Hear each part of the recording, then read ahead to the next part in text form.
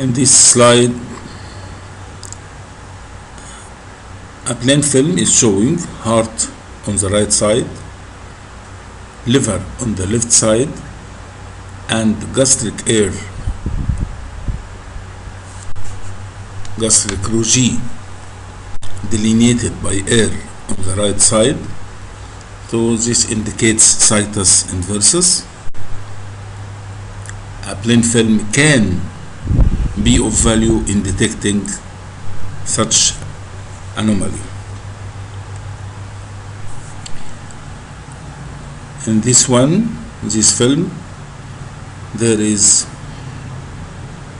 sclerotic changes of the left iliac and ischial bones extending into the left ramus, pubic ramus. At the same time, there are erosive changes at the right sacral hilum. Definitely the soft tissue shadow of the kidneys is seen at a lower position than expected, and additionally there is lumbar spondylosis. So a plain film can be of value in detecting bony changes, soft tissue changes, and of course the distribution of air. This is a film showing that the right kidney is well drained, the left kidney is not well drained, there is definite stasis, and there is hold up opposite L3, L4 along the course of left ureter, and also there are multiple sclerotic changes of both iliac bones, of the hip bones. If you look carefully, the terminal end of the right ureter is seen fish hooked, and this is a sign of prostatic enlargement. So if you conclude there is prostatic lesion, there are bony deposits, sclerotic bony deposits, and there is left ureteric obstruction opposite L3, L4 due to a small stone.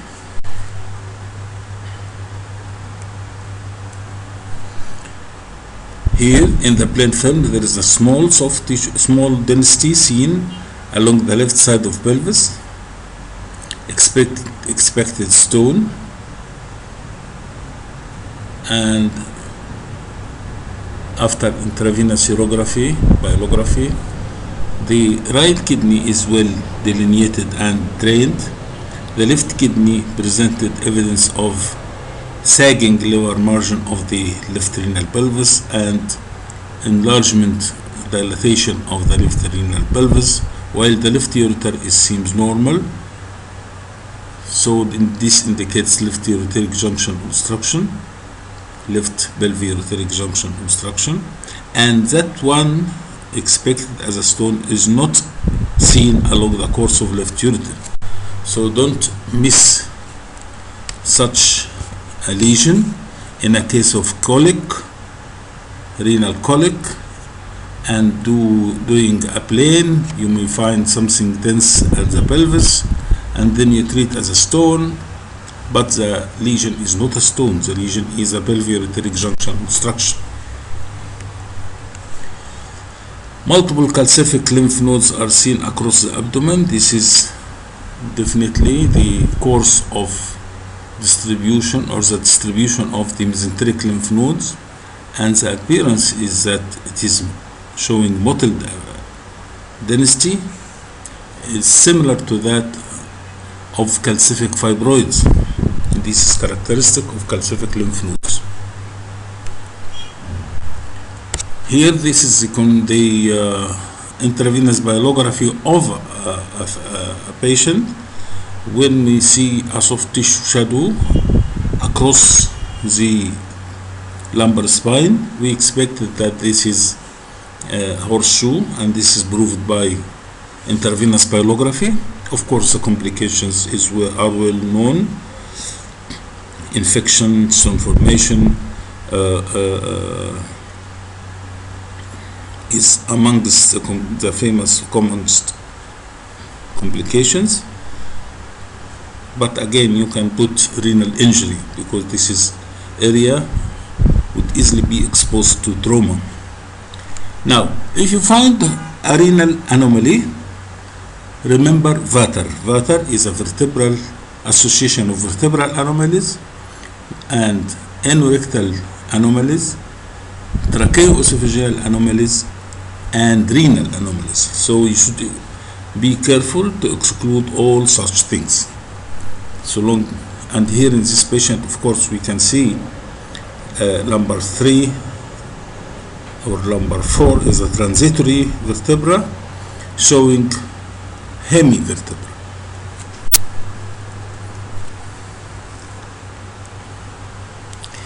And this one, this is the plain film showed soft tissue density in the pelvis. Of course, sonography would easily solve the problem, but sometimes you are faced with such a film, conventional X-ray, intravenous pyelography, showing such a soft tissue opacity, which is displacing the urinary bladder downward and to a side, and of course there is associated dilatation of the abdominal parts of both ureters, while the pelvic parts are compressed. This, of course, points to a pelvic mass, and the smoothness of the mass and the roundness of the mass suggests a dermoid or a fibroid shadow. Now, this left ureter is displaced a little bit away from the vertebral bodies. Normally it is running along the transverse processes of the vertebrae. Here you can find that it is definitely away of the transverse processes, and it presents segments of attenuation, while this one is oblique at 45 or more. It is an obtuse angle than normal, more obtuse than normal, and this is associated with a soft tissue shadow which is presenting bulge along the left psoas muscle. So we have bulge along soft tissue of the left psoas muscle. We have indentations on the left ureter. We have uplifting of the left kidney, making its axis more obtuse. All this together can be seen if there are retroperitoneal lymph nodes, and of course ultrasound will solve the problem, but you might face it as it is.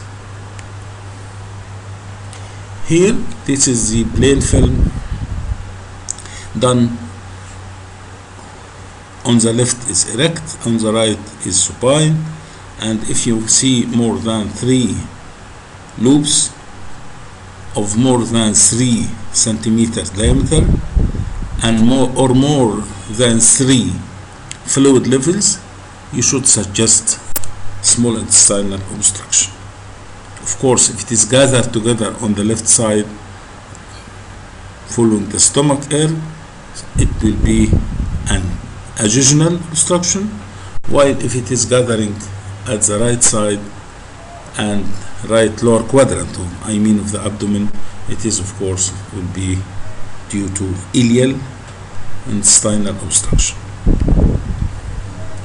Now here the cecum is hugely dilated. It exceeds 10 centimeter, but as you see, the colon is diffusely dilated except when you reach to the left lower quadrant where the sigmoid colon should be there. So this is the characteristic appearance of a colonic obstruction at the left sigmoid region. The cecum is more than 10 centimeters. This is an example of intestinal air extending outside the true pelvis, shadow of the bone, and it is seen within the scrotal scrotum on either side, so the bilateral inguinal hernia. If you look carefully to the gas shadow delineating the transverse colon, you will see that this is as if there are many thumbprints, there are many indentations, and this is the characteristic appearance of the ischemic colon, where there is submucosal hemorrhages and edema causing such an appearance. The colon, the normal colon, should be a tubular structure of 3 to 6 centimeter and showing rostral segmentation. This, of course, an example of pneumoperitoneum, which could be iatrogenic or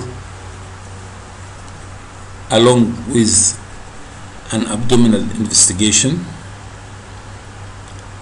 or it can be due to perforated viscus.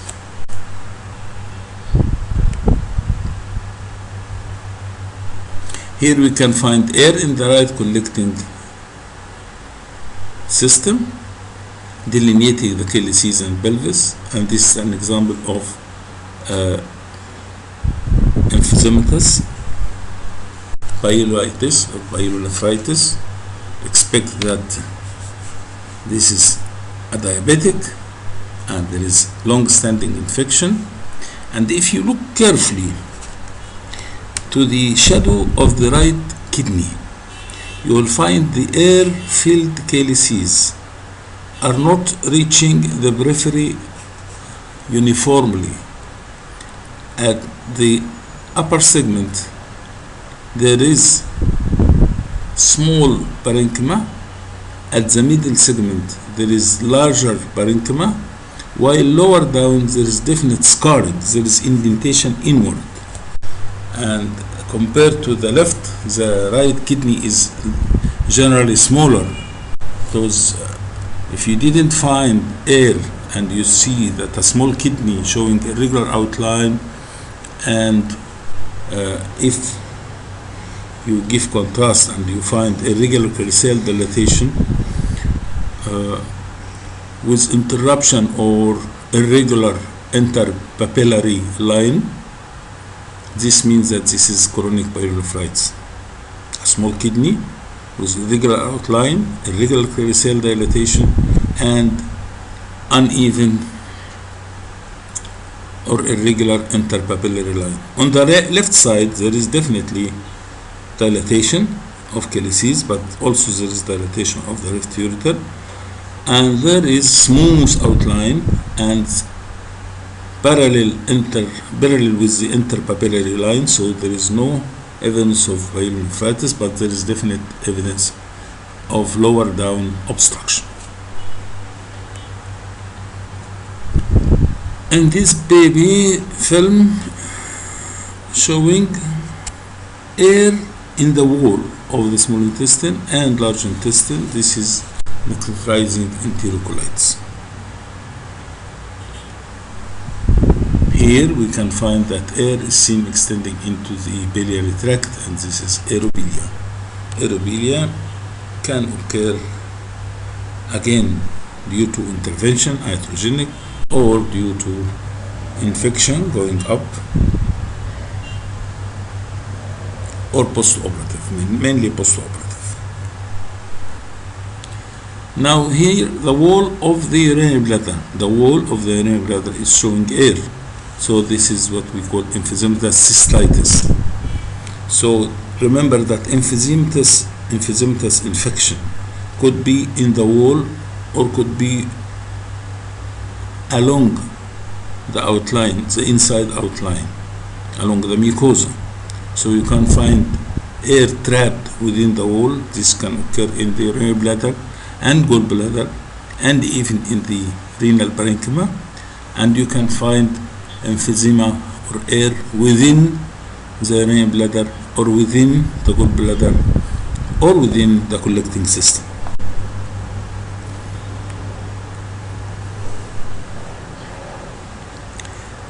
Metallic shadows are seen scattered in the pelvis, and there is air collection extending outside the left hip bone. The metallic shadows scattered in the plain film in the pelvis raise the possibility of being residual barium in divertically, which is the case, and the presence of air extending outside the left hip bone, of course, is a common known complication of diverticulitis with abscess formation. Diverticulitis can show abscess, buried diverticular abscess, and can show extension of the abscess according to the patient condition and immunity, and at the same time there may be malignant change. The main feature here in this film is opacification of the abdomen with absence of the known concave flanks. The flanks here appear more straightened, and the opacity is extending along the whole abdomen, and the swollen sternal loops are seen as if swimming, and this is appearance of ascites.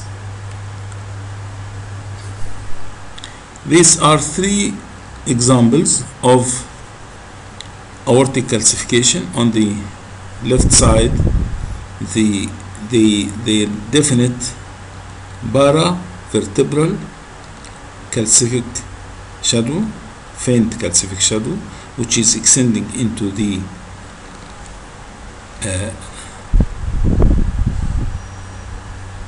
common iliacs.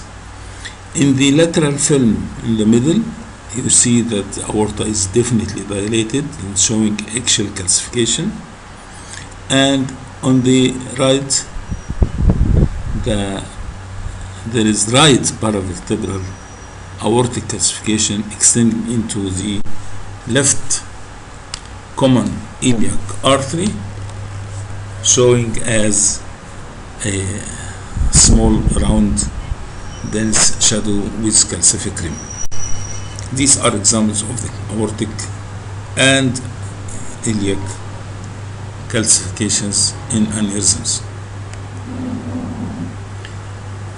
This is well known staghorn stones, and of course when you see such an appearance, we should suggest metabolic reason, as 15% of those presenting with stones are usually due to secondary hyperparathyroidism. Here are multiple stones trapped over and behind an enlarged prostate. The key point is that they are not reaching to the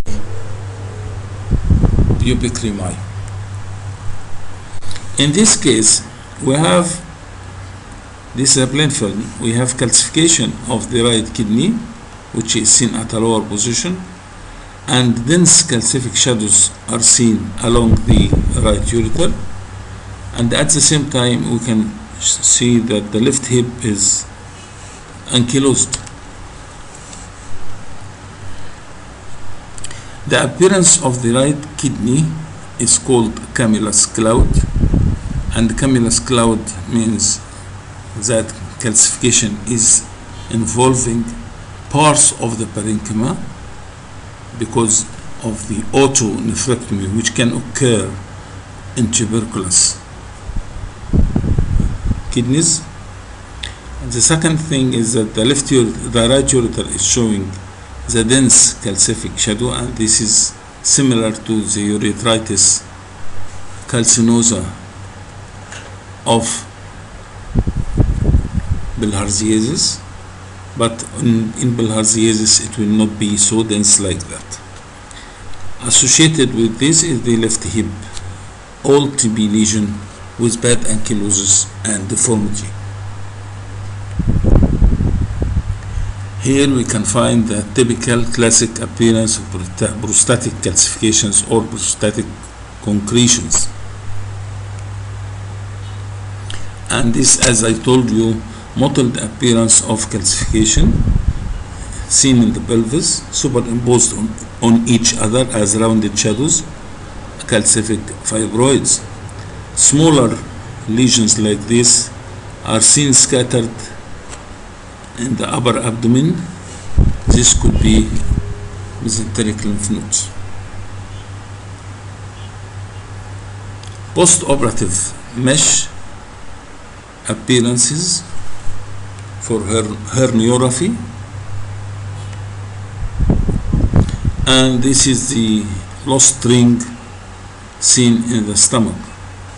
The baby swallowed the ring, and the father and mother are searching for the ring, accusing the servant while the ring is there in the stomach. Thank you.